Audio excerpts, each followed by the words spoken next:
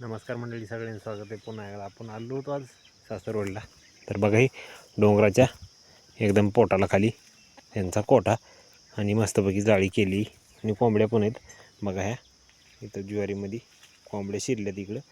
आणि हे बघा हे डोंगरामधलं झाड आहे बघा. तर हे आपल्याला काही माहीत नाही हे झाडाचं नाव. तर कोणाला माहीत असेल तर या झाडाचं नाव आपल्याला नक्कीच कळवा. ह्याला काठीत बघा बारीक बारीक. आणि इकडं कोंबड्या हे बघा सरमाड. आणि तसं तर सांगायचं झालं तर ह्या डोंगरामध्ये बघा असलं गवत असते.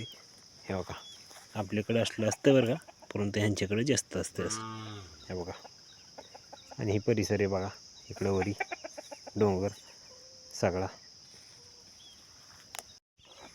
आणि बघा मंडळी, हे आमच्या सासऱ्याच्या ते कोंबड्या बघा, हे गावरान कोंबड्या आहेत बरं का.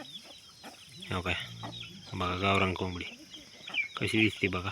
इकडे पिल्लेत हिच्या मागं, इकडलीच्या मागं मला भिवून पळाल्यात. कारण गावरान कोंबड्या आहेत का नाही त्या माणसं लगेच ओळखतात बरं का. म्हणजे माणसं ओळखीत आहेत, नवीन माणसाच्या जवळ येत नाहीत. बघा कशी पळून गेली लांब.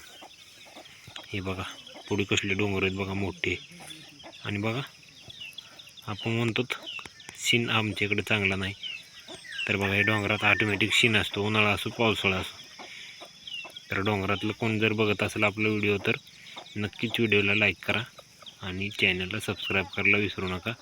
बघा हे व्ह्यूज कसा आहे. आणि हो का इथं कोंबडी बघा, इथं ही किती लांब गेली बघा कोंबडी. हे बघा आणि हा काही सगळं लावलं गेट जाळी, म्हणजे ही वाघूर वाघूर वाघूर लावली बघा सगळी चौकून.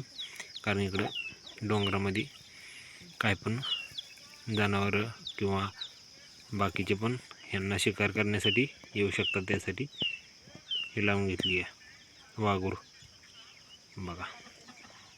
पण व्ह्यूज कसा आहे बघा, हे शीन कसा आहे एकदम जबरदस्त असा डोंगराचा. तर व्हिडिओ कसा वाटला कमेंट करून नक्कीच कळवा. भेटू दुसऱ्या व्हिडिओमध्ये.